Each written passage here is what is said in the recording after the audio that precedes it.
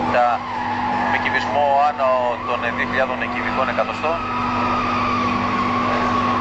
Έχουν μπει στην πίστα και αυτοκίνητα της μεγάλης κατηγορίας, της κατηγορίας D3, κατηγορία Open, πάνω από 2.000 κυβικά εκατοστά.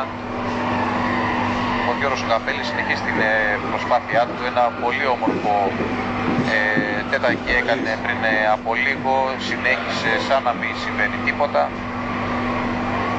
Βλέπετε εδώ η μεγάλη ευθεία της πίστας,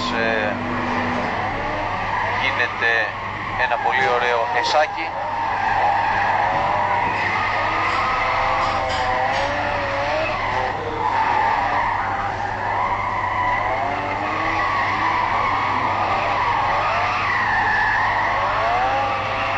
Και το νούμερο 35 είναι ο Φώτης ο Μανόλας με μία BMW M3 και επειδή θέλει να τραβά τα βλέμματα πάνω του, βλέπετε τι έχει τοποθετήσει στις πίσω ράντες, στα πίσω ελαστικά. Ένα λάθος όμως θα του στερήσει το δικαίωμα να διεκδικήσει μία από τις πρώτες θέσεις. Βλέπετε τους θεατές οι οποίοι ενώ βρίσκονται τόσες ώρες εδώ στην πίστα, το κρύο είναι λιγάκι τσουπτερό, όλοι τους βρίσκονται στα σηκωμένοι και παρακολουθούν με αμείωτο ενδιαφέρον το εκπληκτικό, το σούπερ θέαμα στην πίστα καρτόδρομο. Μόνο από το zoogla.gr ζωντανά αυτό το οποίο παρακολουθείτε στους υπολογιστές σας, αγώνας του πρωταθλήματος Drift, zoogla.gr, κάτι πρωτοποριακό, κάτι μοναδικό, το οποίο δεν έχει καταφέρει ποτέ και μέσω του ίντερνετ να καλύψει κάποιο άλλο site.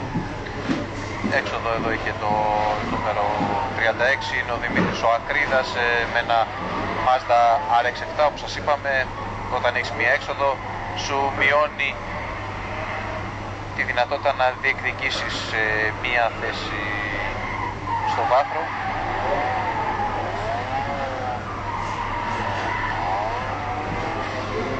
Δορυφορική σύνδεση αυτή τη στιγμή από τις Αμύδνες, εικόνα η οποία μεταδίδεται σε όλο τον κόσμο.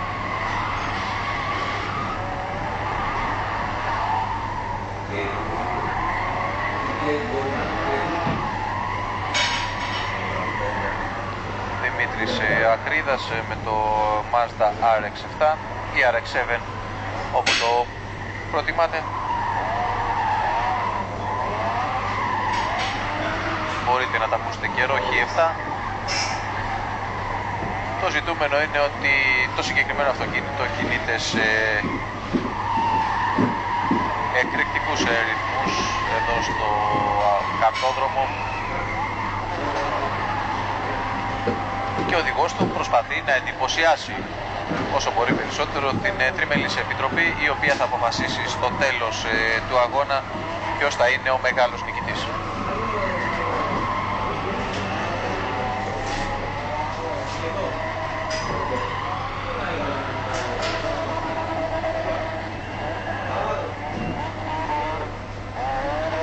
Ακούτε εδώ τι γίνεται. Ολοκλήρωσε την προσπάθειά του και ο Φώτης ο Μανόλας. Ο λευκός καπνός που βλέπετε είναι από τα ελαστικά, από τον καπνό που έβγαλαν τα ελαστικά.